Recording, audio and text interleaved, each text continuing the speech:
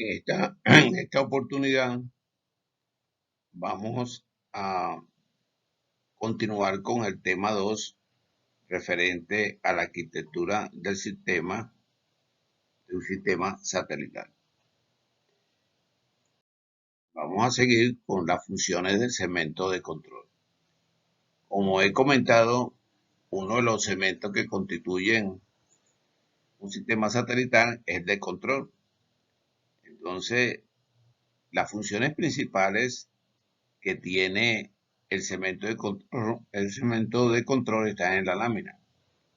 Unas funciones, como dice aquí, complejas, porque tienen que controlar un equipo que está a una distancia grande. Lo primero es el tracking, el seguimiento que se realiza para determinar la posición del satélite en su órbita. Hay que tener un control de dónde está el satélite. El satélite puede salir de su órbita por una serie de razones que veremos más adelante.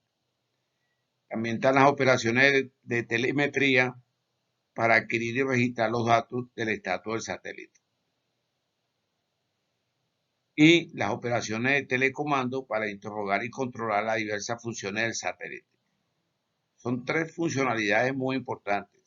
Ubicar al satélite en su posición correcta, las operaciones de telemetría, registrar los datos del satélite, de manera de que a través de los datos se sepa que está funcionando correctamente.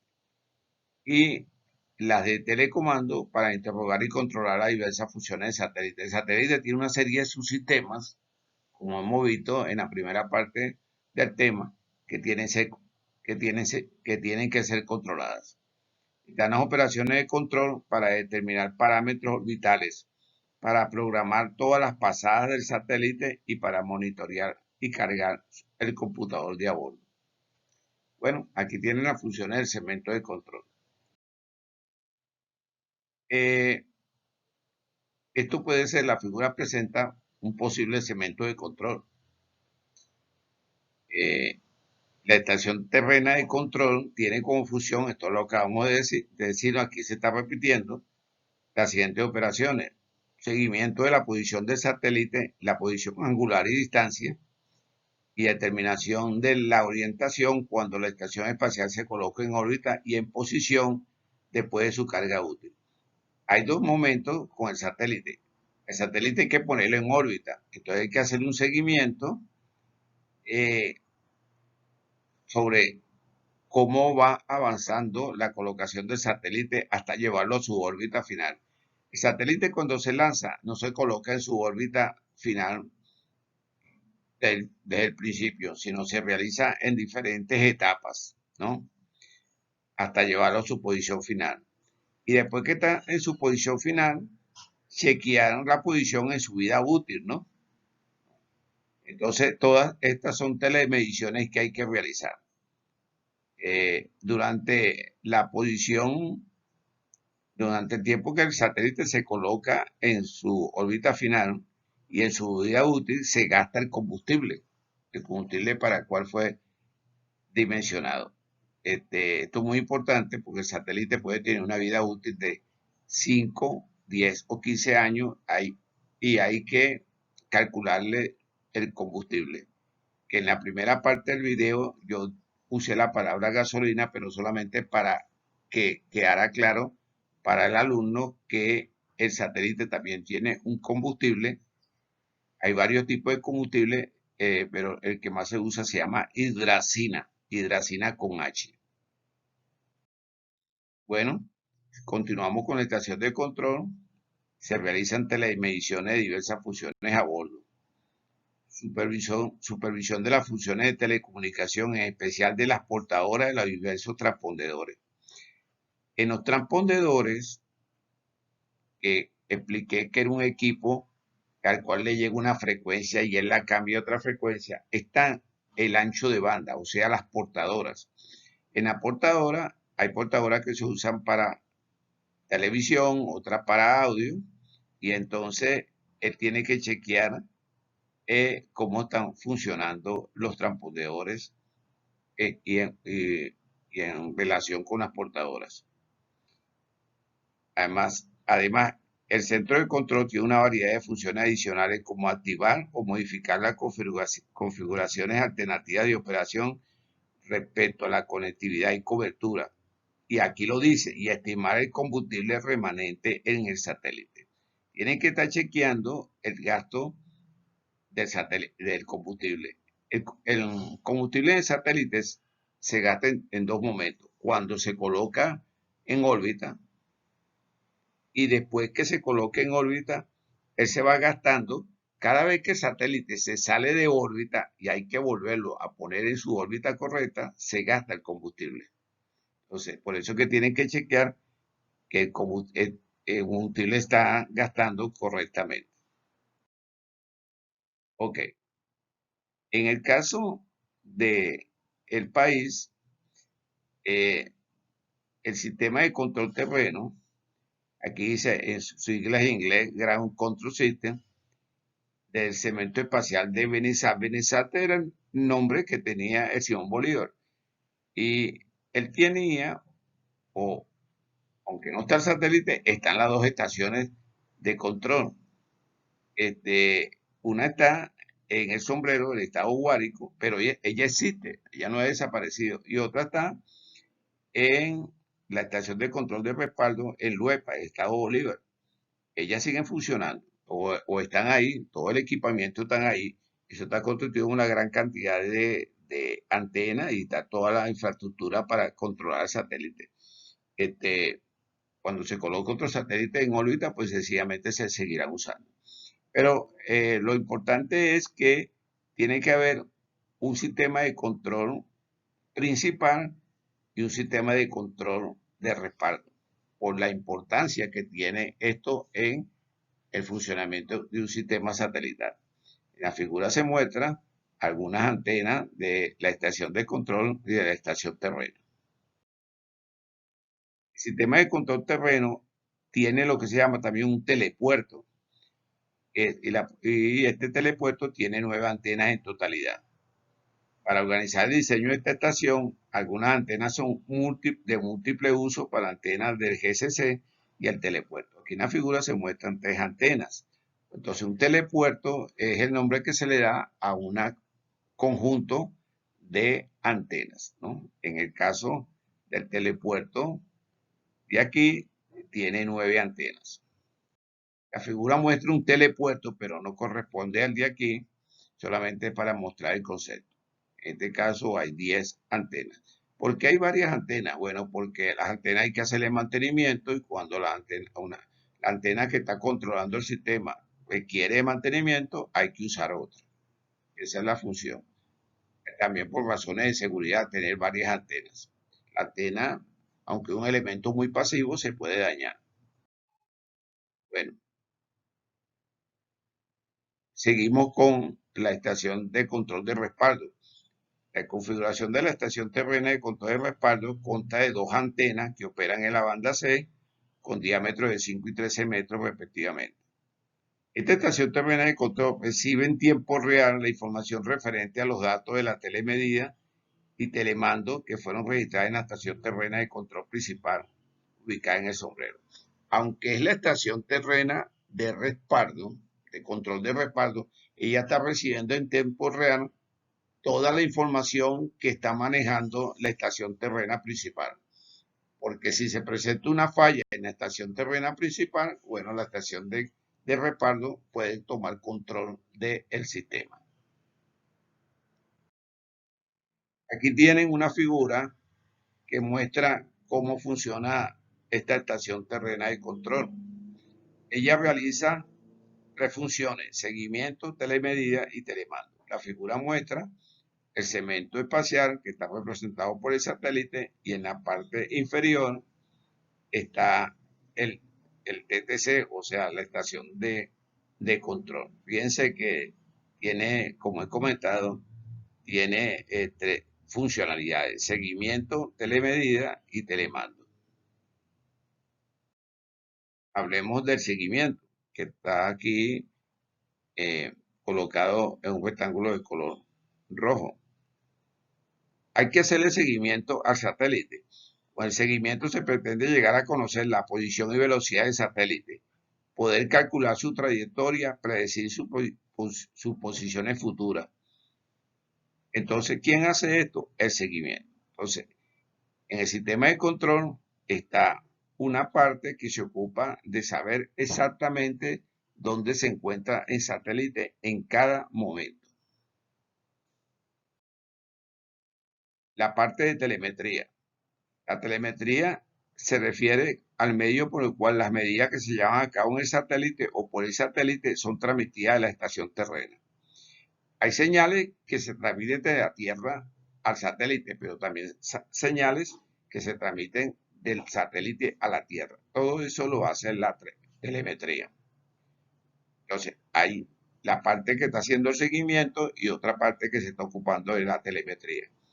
Si se presentase una situación anómala, esta información es enviada a una computadora que está representada aquí por un PC y se manda esa información a la parte de transmisión, la parte de transmisión de telecomando y se manda la información al satélite. Ahora, esta parte que está aquí de transmisión o telecomunicación se refiere también a las señales que se transmiten durante el lanzamiento, la puesta en servicio y la vida útil del satélite. Entonces, fíjense, aquí hablan del lanzamiento y la vida útil del satélite. Como les comenté anteriormente, el lanzamiento de un satélite para colocarlo en su órbita final se hace por etapas, para ir chequeando que toda la instrumentación del satélite está funcionando correctamente, ¿no? Durante este lanzamiento, cuando se está colocando el satélite en su órbita final, se gasta parte del combustible, ¿no? Y otro momento en que se gasta el combustible es la vida útil del satélite, que repito, puede ser 5 años, puede ser 10 años o puede ser 15 años. Se realizan automáticamente estas funciones siguiendo instrucciones u órdenes previamente almacenadas en la memoria del ordenador de a bordo. Pero la mayor parte son consecuencias de órdenes que se envían desde la Tierra por medio del sistema de telemando. Indudablemente, el satélite también tiene su computadora y se interrelaciona con la computadora del sistema de telemetría, seguimiento y comando. Bueno, entonces es en forma muy sencilla cómo funciona la parte de control. Vamos a ver la estructura del satélite. Este es un satélite, ¿no? Fíjense, tiene una serie de elementos importantes. Vamos a empezar por los paneles solares. Los paneles solares tienen una cierta longitud, puede ser 12 metros de cada ala, y es lo que recibe la energía solar. Entonces, esta energía solar es transformada en energía eléctrica y con esa energía eléctrica es que funciona el satélite. Si hay satélites que no ven al sol en ciertos momentos y entonces no le llega la energía del sol, entonces esta energía no se usa y entonces entran las baterías, ¿no? Okay. Aquí tenemos la antena receptora que recibe las señales de la zona de cobertura deseada y la antena transmisora que transmite las señales hacia la zona de cobertura deseada. Puede suceder que una misma antena sea de transmisión y de recepción. Aquí tenemos un elemento importantísimo que son los propulsores. Proporcionan incrementos de velocidad o frenos para corregir desviaciones en posición y orientación. Utiliza el combustible químico, la hidracina.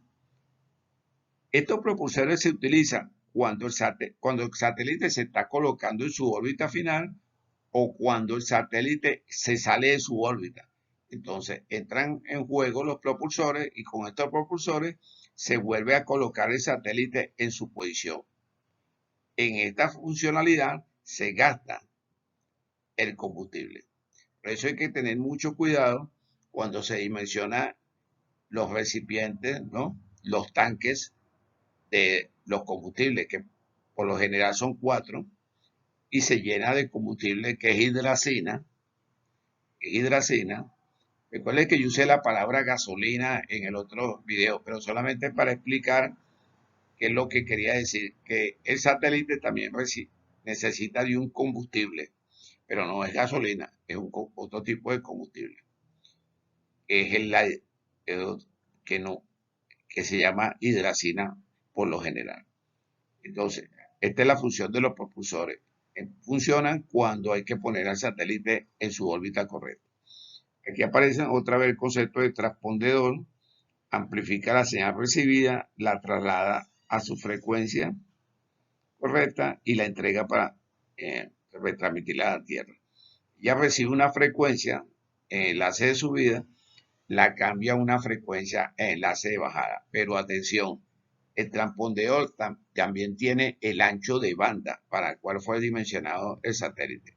Un satélite puede tener un ancho de banda de 500 MHz, 500 de subida y 500 de bajada. Ese ancho de banda se va a dividir en ciertas sesiones.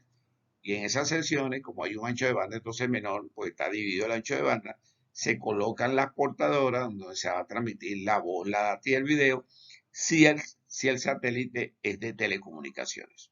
Bueno, estos son los elementos más resaltantes de un satélite. Sin embargo, vamos a ver en la próxima lámina que aquí hay una serie de subsistemas que realizan una función importante. Por tanto, tienen que estar observando que el satélite se usa para telecomunicaciones, pero que requiere de otros elementos para su funcionalidad.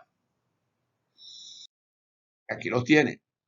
Aquí tienen una parte de un satélite y tenemos aquí con el número 1 los paneles solares, que son las alas que tiene el satélite en el cual se transforma la energía calorífica en energía eléctrica.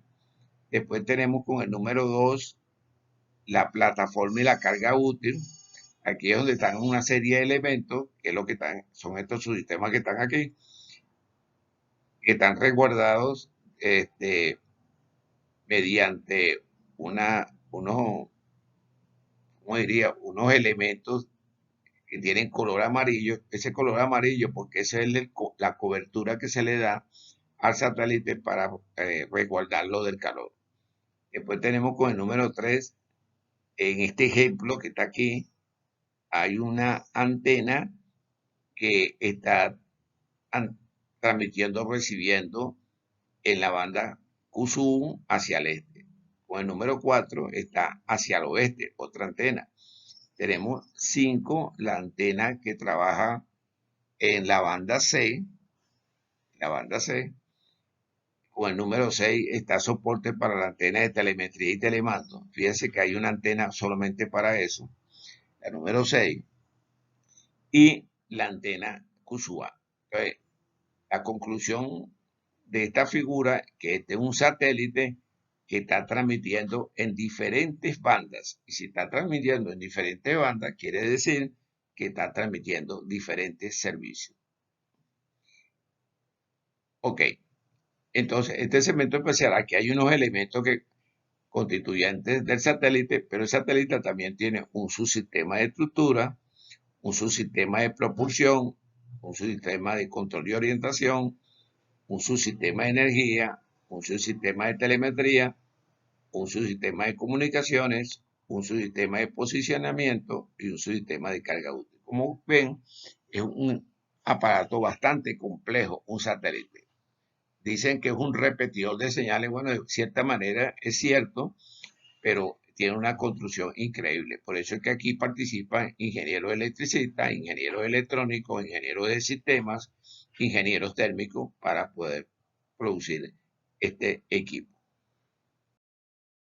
Su sistema de estructura, bueno, la estructura es la parte que sustenta y protege a todos los demás elementos del satélite y está constituido por metales ligeros y muy resistentes. Yo lo comparo con la carcasa donde están de los PC, de los equipos móviles, porque adentro donde están los equipos electrónicos.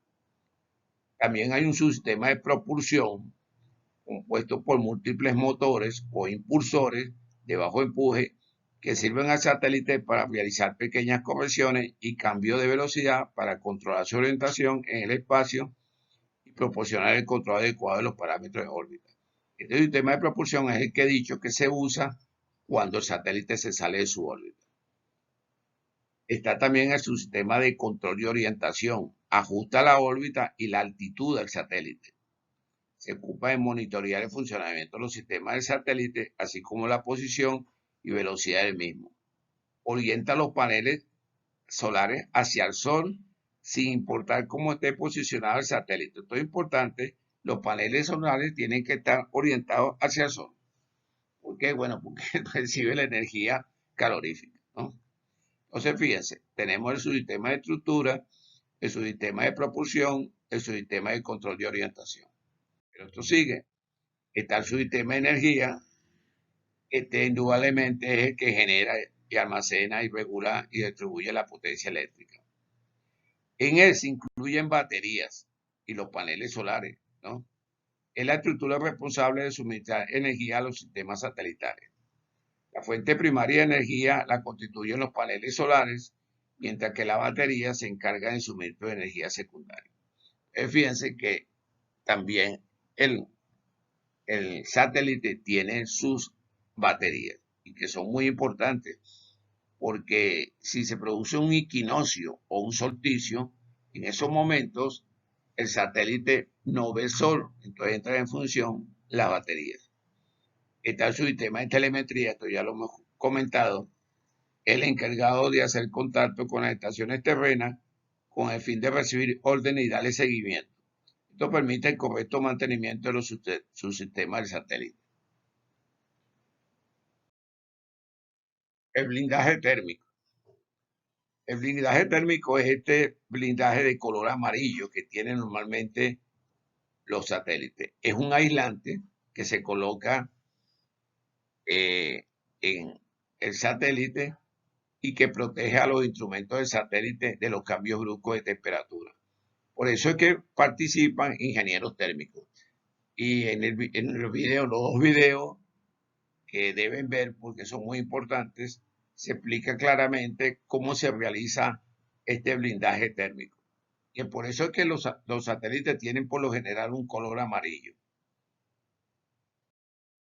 Tenemos el sistema de comunicaciones, esto es ya el conjunto de antenas y transmisores para poder comunicarse con las estaciones de seguimiento, para recibir instrucciones y enviar todos los datos captados. Y la carga útil, que es un conjunto de instrumentos adaptados a la tarea asignada al satélite. Varía según el tipo de satélite. Atención con esto. La carga útil, ya lo comenté, lo voy a volver a decir. Hay dos conceptos en telecomunicaciones con la carga útil. Una es que carga útil se refiere a los servicios que son facturados. Por eso que lo llaman carga útil. ¿Cuáles son? Voz, datos, video o una combinación de ellos que produciría una señal multimedia. Pero esa es la carga útil de un sistema de telecomunicaciones o de un satélite de telecomunicaciones. Si fuera un satélite como el Hubble, que está escudriñando el universo, su carga útil es mandar fotografías del universo o videos del universo. Entonces es su carga útil. La carga útil de un satélite de observación es también enviar fotografías de las áreas que está estudiando para investigar qué tipo de hortalizas se pueden colocar en el terreno y por tanto producirla. Entonces, la carga útil varía, el tipo de carga útil, pero esto es con respecto a los servicios. Pero también hay un concepto de carga útil que se refiere a todos los instrumentos por donde pasan las señales de comunicación. Entonces son dos conceptos. Carga útil, conjunto de instrumentos por donde pasan las comunicaciones, y también carga útil se refiere a los servicios para cuál fue hecho el satélite. Y este va a variar según el tipo de satélite. Tenemos el sistema de posicionamiento que mantiene al satélite en su posición establecida y lo apunta hacia su objetivo. Este es uno de los tantos que se ocupa de mantener el satélite viendo el sol. Aquí al finalmente tenemos una figura, resumen de todos estos subsistemas que constituyen un satélite. Fíjense que tenemos aquí en un color morado la carga útil. Por ejemplo, este que está aquí, el computador de vuelo. Este es un elemento importante para la transmisión de las señales. Tenemos el de, el de color rojo, que es el de suministro de energía. Están los paneles solares y aquí está la batería, están de color rojo. Los de comando y data están aquí de color azul. Son las antenas, en este caso, las antenas omnidireccionales. Y de esa manera usted puede ir separando los diferentes subsistemas que constituyen un satélite. Fíjense que está de color amarillo, ¿no? El control térmico. El control térmico es algo muy importante. Si ese control térmico no funcionara, si el control térmico no funcionara correctamente, indudablemente que el satélite no va a funcionar porque los equipos que están dentro no van a tener la temperatura correcta. Aquí tenemos las ruedas de reacción, que son las de los equipos que van a funcionar cuando el satélite se sale de su órbita. Bueno, y entonces, después de esta presentación de estas láminas, pueden observar que un satélite realmente es un elemento complejo de fabricar. Aquí tienen otra vez el concepto de transpondedor. El transpondedor hace varias funciones. Por ejemplo, fíjense que la figura tiene una frecuencia que está oscilando más rápido que esta. Por tanto, esta es más alta que esta.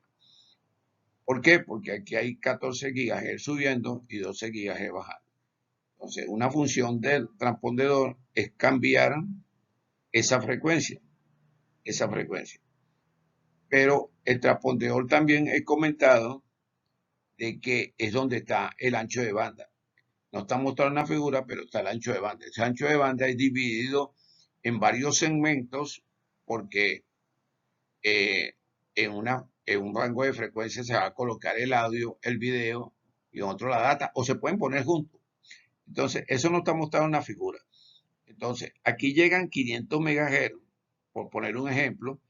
Esos 500 MHz llegan en una frecuencia, van a ser cambiados a otra frecuencia, pero aquí, fíjense, aquí está el conversor de frecuencia de 14 gigas a 12 gigas, pero este ancho de banda que llegó junto va a ser separado en pedacitos, que es lo que yo llamo los rangos, y eso también se llama transpondedores. Y, por supuesto, las señales antes de enviarla a la Tierra tienen que ser amplificadas. Esto es muy importante. El satélite amplifica la señal cuando le llega, que no está mostrado en la figura, y la amplifica cuando la va a transmitir a la Tierra. Funciones del transpondedor. Centrado en frecuencias para el uplink y el downlink. El transpondedor se caracteriza por una frecuencia en el uplink, el axe de subida, y otra para el downlink. La selección de esta frecuencia está condicionada por las regulaciones de la ITU, que es la International Telecommunication Union. También tiene confusiones el ancho de banda. El transpondedor opera en un determinado rango de frecuencia alrededor de una frecuencia central llamada canal satelital o ancho de banda del transpondedor. Ahí la figura de mérito, ya lo comenté, la G significa ganancia y la T temperatura. Esta figura de mérito tiene que ser alta porque esto sobre todo se toma en cuenta en la antena de recesión. Y si este parámetro es alto, quiere decir que la ganancia de la antena está por encima de la temperatura del receptor, que por generar una temperatura que es ruido, pues, ¿no? La habilidad para recibir portadores de la Tierra es especificada por la figura G sobre T. Mientras más débil la señal de la Tierra, más grande es el GT, ¿no? El GT depende de la ganancia de la antena receptora y de la cantidad de ruido presente en la entrada del repetidor. Finalmente está el concepto de PIDE. Estos van van a recordar, porque presumo que en otra materia han visto las características de la antena, que el PIRE es, es un concepto que es realmente la potencia que emite una antena. La potencia que emite una antena. Una antena puede recibir potencia de un amplificador de potencia de 100 vatios, por poner un ejemplo, pero no va a transmitir 100 vatios al espacio, va a transmitir 80. ¿Por qué? Porque va a haber una parte que se va a atenuar en el cable que va del amplificador de potencia a la antena, ¿no? Entonces, ese es el concepto de PIRE, realmente la potencia que sale al aire. La potencia con la cual la portadora es transmitida a la Tierra se conoce como PIRE. Aquí dice Tierra porque están hablando de la transmisión del satélite a la Tierra, pero también hay una antena que va de la Tierra a satélite. Entonces, este concepto se maneja tanto en el enlace de subida como en el de bajada. Aquí se están refiriendo es al enlace de bajada. Bueno, no olviden este concepto de PIRE porque lo vamos a recordar en el tema que se refiere a las características de las antenas. Vamos a hablar un poquito de terminales satelitales. Hay muchos tipos de terminales satelitales, como este que está aquí, que está marcado en el rectángulo de color rojo. Son los terminales móviles. Se parece mucho a los terminales de telefonía móvil celular, ¿no? Se utilizan en operaciones móviles, aunque se requiere línea de vista entre el terminal y el satélite. Por lo tanto, los edificios pueden ser un problema.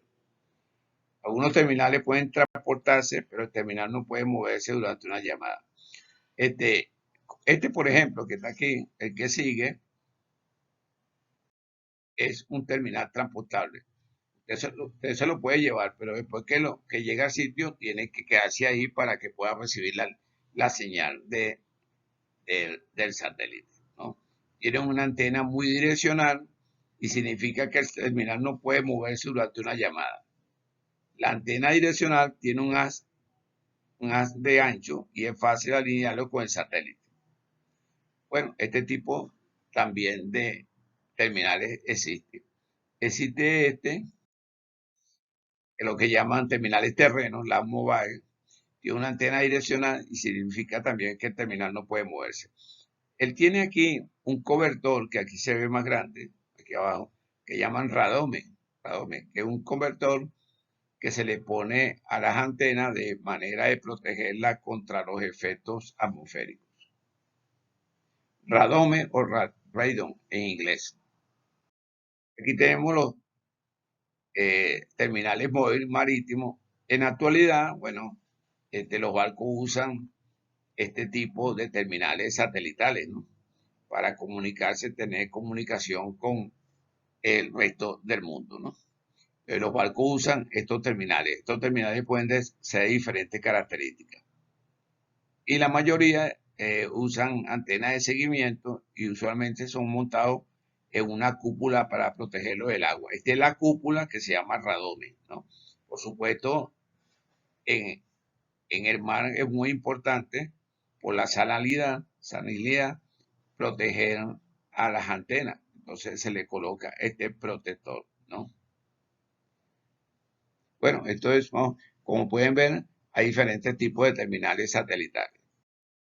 Vamos a hablar de algo de tipo de redes. La figura explica claramente que esto es una red unidireccional, porque tanto en la transmisión, en enlace de subida como en enlace de bajada, la comunicación es una sola vía. Esta es la manera tradicional como funcionó la televisión. La televisión te transmite una señal y usted si no está de acuerdo con lo que está viendo, lo que no le puede decir, no puede decirle nada. Sencillamente lo que tiene que o apagar el televisor o cambiar de canal. Entonces, estas son redes sin canal de retorno, solo permite servicio de difusión, por ejemplo, distribución de televisión.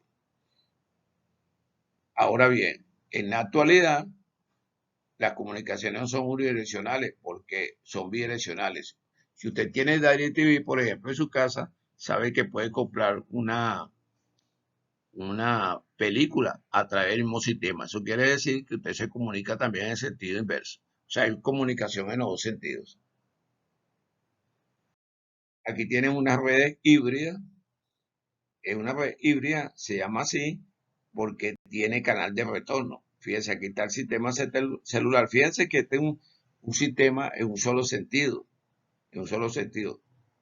Él se está conectando por aquí a través, está transmitiendo señal de televisión, una serie de usuarios al lado izquierdo de la figura, y también por el lado derecho hay una antena que lo permite conectarse a proveedores de servicio internet, pero tiene un canal de retorno, ¿no? Entonces son redes con canal de retorno, permitiendo la interacción con la cabecera y el servidor de servicio, pero con un canal de retorno a través de una red diferente. Son redes diferentes, ¿no? Tradicionalmente, la red telefónica conmutada RTV o RDCI, que ya voy a comentar qué es. También usan el estándar de transmisión DVB, Digital Video Broadcasting, solo en el segmento de transmisión por enlaces satelital sin retorno por el último, ¿no? También usan estos sistemas y otros, porque este concepto se ha expandido, lo que se llama BSAT, que ya voy a comentar. Voy a comentar qué es RTV, qué es RDCI y qué es BSAT. Aquí tienen lo que significa BSAT, esto es lo más conocido. BSAT significa Very Small Aperture Terminal, o sea, un terminal de apertura muy pequeña, que son lo que vemos por toda la ciudad, que son los terminales que usan los compañías que ofrecen servicios de televisión y son pequeños, entre otras cosas, porque desde el punto de vista económico, cuando venden el servicio, como las antenas son pequeñas, el precio que ofrecen para el servicio también es pequeño. Aquí dice que el tamaño de la antena, ¿no?, del reflector, realmente esto realmente se llama reflector, va de 0,75 hasta 3,8 metros. Entonces esto es las terminales de apertura muy pequeñas. También tenemos los RTV, que está nombrado en otra lámina, la red telefónica básica, RTV, líneas telefónicas convencionales. Las líneas telefónicas convencionales, comúnmente llamadas analógicas, que todavía existen, aunque no se crea, necesita de un equipo denominado modem que se encarga de convertir los datos del ordenador en señales que pueden ser transportadas por este tipo de líneas. Si se va a utilizar este tipo de líneas para la conexión a Internet, es necesario adquirir uno de estos equipos. La velocidad estándar de conexión mediante este equipo de línea es 33.600 bits por segundo. Entonces, todavía se ven estos equipos analógicos. Y finalmente, el sistema RSDI, esto es lo que se llama ISDN, Internet Service Digital Network, la red digital de servicios integrados, cuya función es ofrecer voz, data y video, y que facilita las conexiones digitales de extremo a extremo. Estos son los tres conceptos que estaban en la lámina anterior. Tenemos, así como existen los sistemas unidireccionales, existen los bidireccionales. Fíjense que esta figura se entiende que es bidireccional porque fíjense la comunicación con el satélite en los dos sentidos. Hacia el lado derecho existe una antena que está conectada a una serie de computadoras y hacia el lado izquierdo están los servicios de televisión. Fíjate, servicios de televisión. También hay conexión con los proveedores de Internet. Son redes completas ya que es posible la comunicación en ambos sentidos a través de satélite. Típicamente los sistemas bidireccionales han estado más orientados al mercado empresarial y a negocios, pero actualmente se está entendiendo el mercado residencial. Eso es lo que comentaba. Aunque la conexión bidireccional en el caso de DirecTV es pequeña, porque solamente permite hasta la actualidad que la usemos para comprar una película, ya es una comunicación bidireccional, ¿no? Entonces, este es un ejemplo de sistemas bidireccionales. Ok, conozco un satélite como es en la realidad. Todos conocemos ahora cuál es la función de un satélite dentro de un sistema satelital y nos imaginamos el mismo haciendo su órbita alrededor de la Tierra. Pero sigue siendo intangible, pues solo podemos verlo de cerca si trabajáramos en una empresa que lo construye o tuviéramos la suerte de ver su lanzamiento. Esta situación se reduce si usted usa una hora de su tiempo en ver el video que se encuentra en el enlace que está en la próxima lámina. Fíjense que puse la palabra, la letra S, porque realmente son dos videos. Con este video usted aprenderá cómo es un satélite en la realidad, de qué está hecho, cuál es su tamaño, cuál es el combustible que utiliza, por qué se usa oro en su construcción. Yo no lo había comentado hasta ahora, pero en la construcción de un satélite se usan una serie de metales, plata, oro. Entonces los invito a ver este video. Bueno, este video tienen que verlo por varias razones. Primero porque está en el curso. Es uno de los videos más importantes de la materia. Por favor, les agradezco que lo vean. Y también porque en los quizzes y en los exámenes, pues yo hago preguntas al respecto.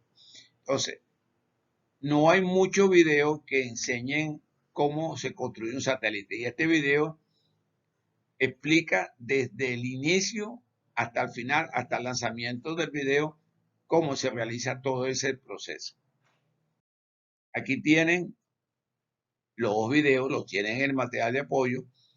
El nombre se parece mucho. Los satélites, el primero satélite, la tecnología que nos rodea, y el otro la tecnología que nos rodea. Tratan sobre lo mismo, solamente que hay cosas que se dicen en un video que no se dicen en el otro. Entonces, yo los invito a ver estos videos y esto te aseguro que le permitirá conocer a profundidad cómo es un satélite y cómo funciona. Bueno, jóvenes, finalmente he terminado el tema 2. Espero que el tema haya sido satisfacción y le haya permitido conocer cómo realmente está constituido un satélite. Gracias por su atención.